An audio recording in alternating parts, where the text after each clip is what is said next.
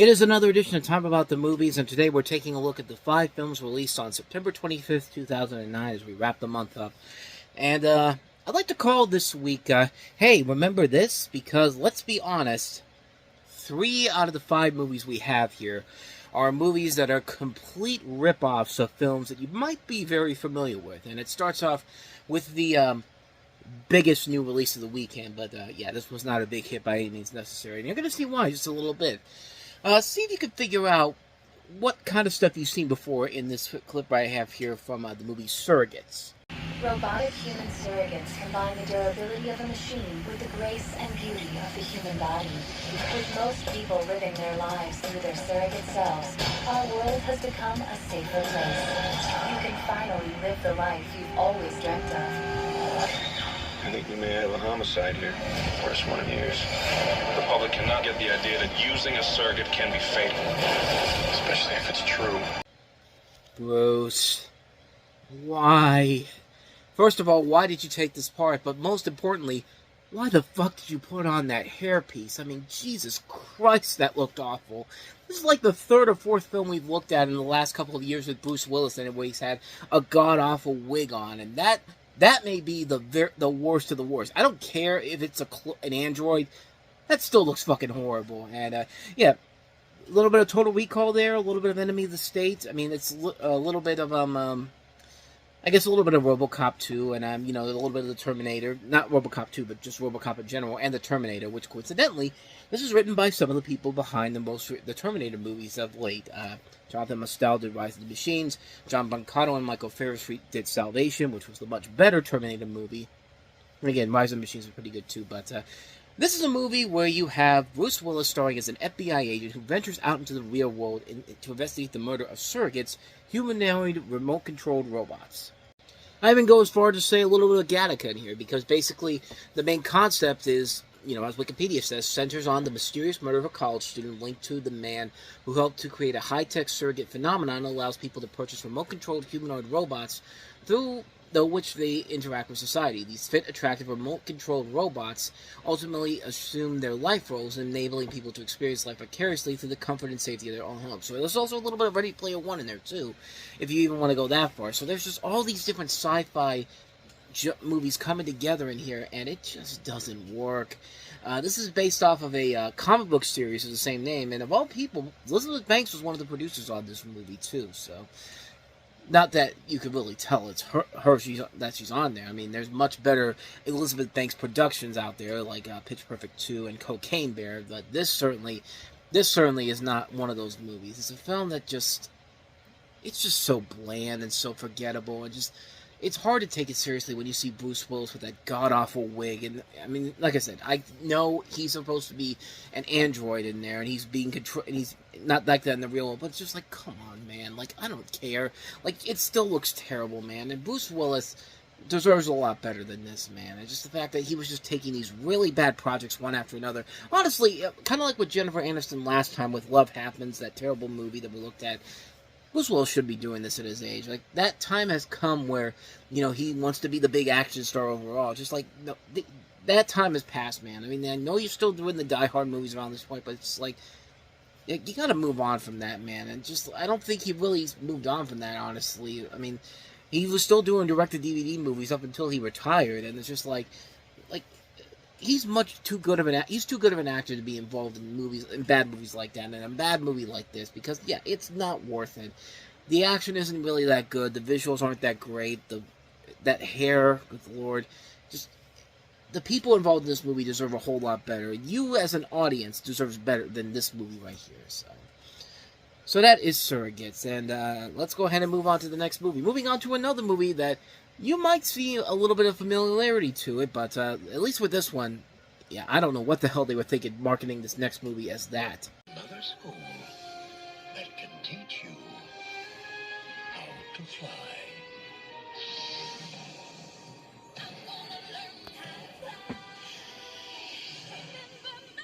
Study your craft. Cast a spell.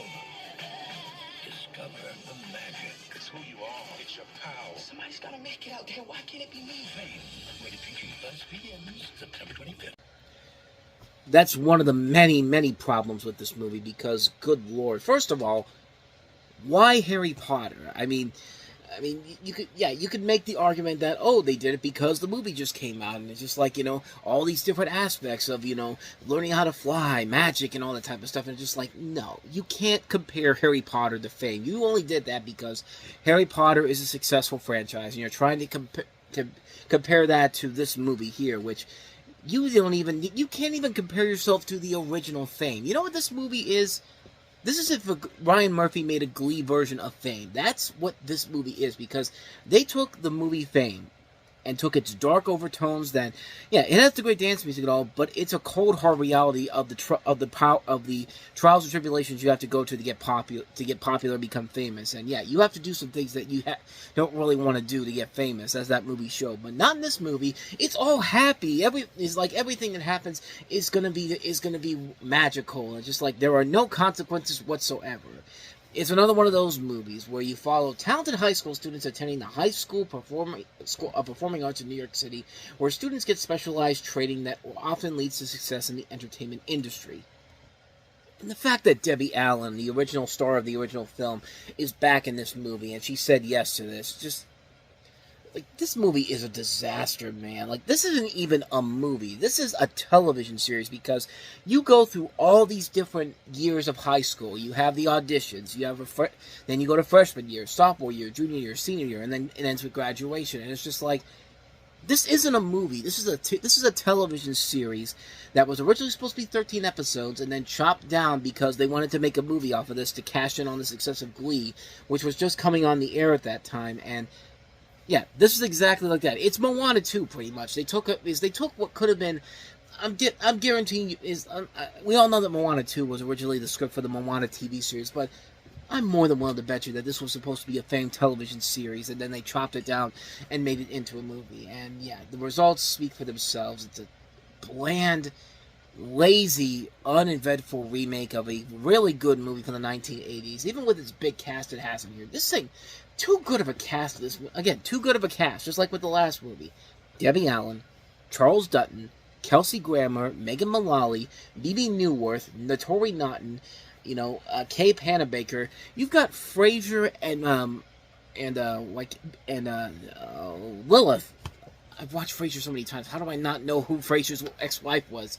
You have Frasier and Lilith in this movie, and you do nothing with them at all. Just like everybody in this movie deserves better than this. We deserve a better Fame reboot than this regurgitated pile of garbage that is basically just a teeny bop version of Fame, because the people that saw this movie clearly did not see the original Fame and the intentions of what that movie was supposed to be about. This thing, just... the more I think about it, it just makes me uncomfortable to think about it, because just like, I hate this movie so much. I hate this movie, especially considering that the original Fame is such a good movie that does not pull the curtains back and tell you that everything's going to be okay. It's just like, no, we're going to show you the hard times of what it takes to be famous, but not this movie. No, it's a happy-go-lucky time all across the board. It's just like, no, it is not. So yeah, I think you can pretty much get the idea to avoid Fame like the plague. So let's go ahead and move on to the third and final film of the, hey, sounds familiar territory or looks familiar territory. Just see how many other sci-fi movies you can get from this next film we have here. Where's the rest of the crew? They're all gone. Quiet. Hello? Those things. They didn't see me, human. They're fast and stronger than you know. Oh my god.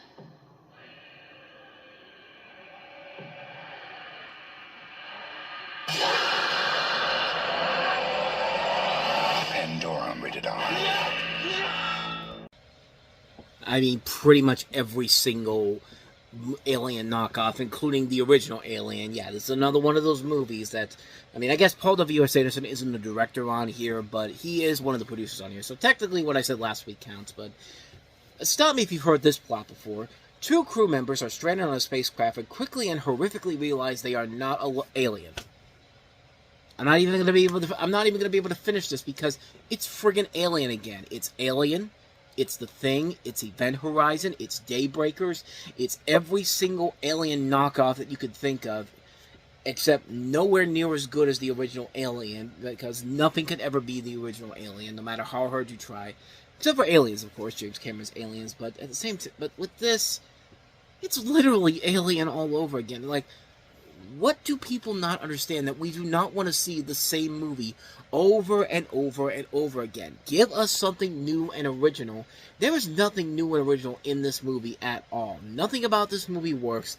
Does not have a good cast. If Dennis Quaid and Ben Foster are your biggest stars in a movie in 2009, movie's not good. The movie is not good at all. Nobody in this movie seemed like they cared about this film whatsoever. This felt like an obligation by the studio Overture Films, because they need their big sci-fi film. I mean, they need a film of every genre to prove that they're for reals, y'all. And no, they are not for reals at all. And I got nothing else for you. This is a bad movie. Pandorum, just avoid it. But, hey, maybe Overture Films can get it right with the second film they have this weekend, because they have 2 films out. This is the documentary Michael Moore directed, Capitalism, A Love Story. He was right about healthcare. We're here to get the money back for the American people. He was right about the war. Where's our money? I don't know. Now, he's right on the money. I got more bags. 10 billion probably won't fit in here. On October 2nd, one movie will have America talking. I am here to make a citizen's arrest of the board of directors of AIG. Capitalism, A Love Story. We want our money back. This film is not yet rated. Starts October 2nd.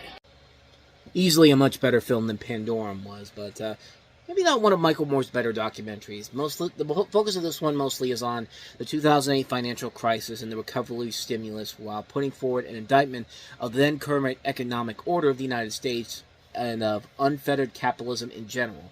Topics including Wall Street's casino mentality, for-profit prisons, Goldman Sachs' influence in Washington, D.C., the poverty-level wages of many workers, the large wave of home foreclosures, corporate-owned life insurances, and the consequences of runaway greed. The film also features a religious component in which Moore explains whether or not capitalism is a sin, or whether Jesus would be a capitalist. This component highlights Moore's belief that evangelical conservatives contradict themselves by supporting free market ideals while professing to be Christians. Again, he's not wrong on that front, and like I said, this is a good Michael Moore documentary. Maybe not as good as some of his other ones, in particular, Sicko and Fahrenheit 9/11, or Bowling for Columbine, or Roger and Me. But this is definitely a movie where it does work. It's a film that very much is a very good, well-made film that has a lot of good intentions to it, and trying to show everybody that, there's a lot of problems with our government. I mean, even with Barack Obama in the White House at this point, there are still a lot of problems that need to be addressed in general, and the film does a pretty good job of, telling you the problems that we need to hear, and it's just like, yeah, it delivers what it promises. It's a good example of how Michael Moore works as a documentary filmmaker, although I will say the next couple of films after this are not anywhere near as good as some of his great work. So this is kind of like with Oliver Stone, except Oliver Stone really just fell off completely after this point. But Michael Moore still would make movies that are tolerable, but feel like they kind of are just retreads of stuff he's covered before. But this is the last one I remember actually do kind of enjoying a lot more than his later films overall. But like I said, it's the weaker of his films up to this point, but still, it delivers what it needs to. It's Michael Moore doing what Michael Moore does best, so take that for what you will.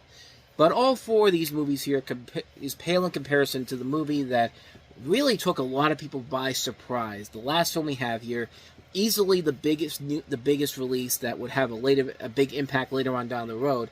Even though it opened in limited release this weekend, nobody really could have predicted how successful Paranormal Activity would be. What you are seeing is actual footage from a screening of the film Paranormal Activity. Alarm is on. I've never seen him. My heart is like... I'm so scared. Petrified, absolutely petrified. Oh my god. I'm absolutely petrified. I won't be sleeping tonight. Awesome. My heart's still like...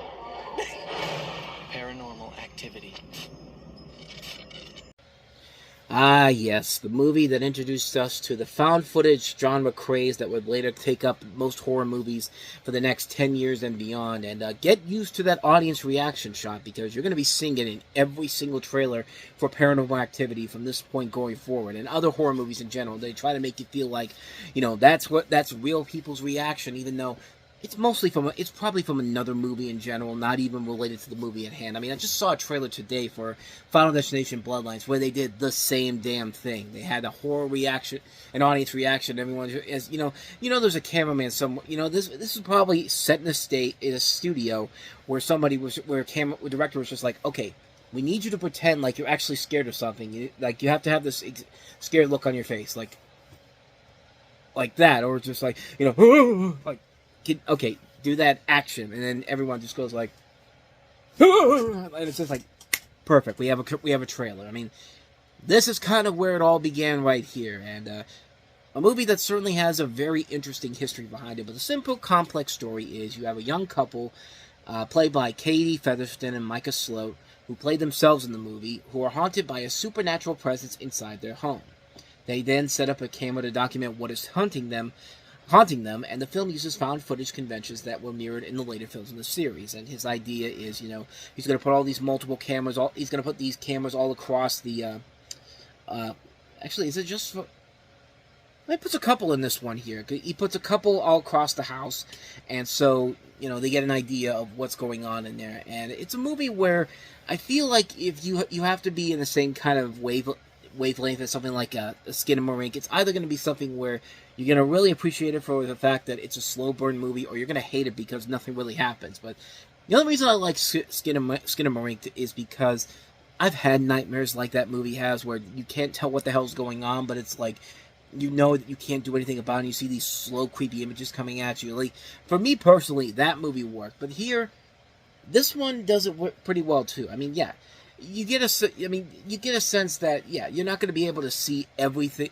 that you want to see in here, but you have to realize that it's a slow burn movie, and you have to realize that this is before they made this the franchise that it was. So this is a one-off movie, and it did a pretty good job of doing what it needed to do to scare the living bejesus out of people, and it works. It's a terrifying film, especially the climax of the movie. Like, the lowest, everything that you can do here that is very much, don't move it as much, don't do it too much, and it just works to a T. And I think this one does it very well here. And it works because you do buy the main characters. You can buy that they're a real-life couple in real life, and kind of like with the Blair Witch Project, you don't know that these are actors overall. This could easily be something where, it's something where it could be seen as real life in general, and it does work. It does get some legitimately chilling moments in there. And yeah, you do feel a lot of sympathy for the people involved in here, But the story behind this movie was actually really interesting. It was originally developed as an independent feature, which it was, and it was actually filmed, I believe, in 2007, I believe it was. It was released in 2007, originally, I don't know, maybe I thought maybe it was something before that, but in 2007 it was shown at film festivals, and it was shot for only $15,000, and it was then picked up by Paramount Pictures, who basically wanted them to modify it with a new ending to it that cost an additional $200,000, because in the original ending of the movie, it's supposed to be shown that, after Katie kills Micah, she ends up going back, the police, she runs away in panic, and, two policemen enter the house, reach the bedroom where they find the possessed Katie with the knife, and seeing them, she returns to her normal state and asks about Micah, and after the attic door slams by itself, one of the officers panic and shoots and kills her. The camera then fades to black as the police officers continue to search the house for the source of the sound, and an epilogue text appears dedicating the film to the memory of Micah and Katie. Now, that was only an ending they showed at the 2007 film festival, but then the new alternate ending that they threw in here was one where, Micah gets killed off screen, Katie comes back upstairs like she does in the original ending, closes and locks the bedroom door, approaches the camera, promptly slits her throat before collapsing dead, and then that's how the movie ends.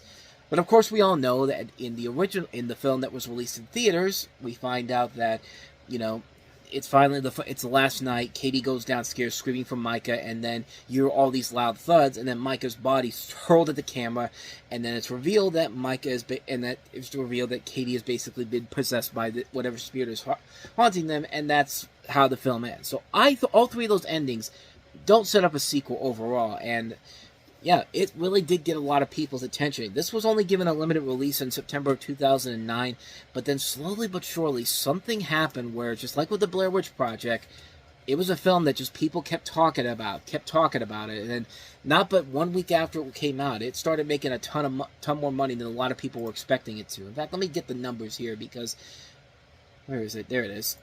So yeah, it starts off with a $77,000 opening in the small number of theaters that it had, but then it jumped back up again to $500,000 in 33 theaters, which is like a $16,000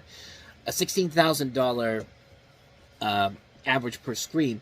The next week, it just jumped up again to $7.5 million, to near $8 million in 160 theaters. This thing ended up making $60,000 if you count the 4-day numbers for the holiday weekend in 160 theaters, and that's unprecedented. But then following that, the week after that, it got a 600 theater push, and then it made over $19 million.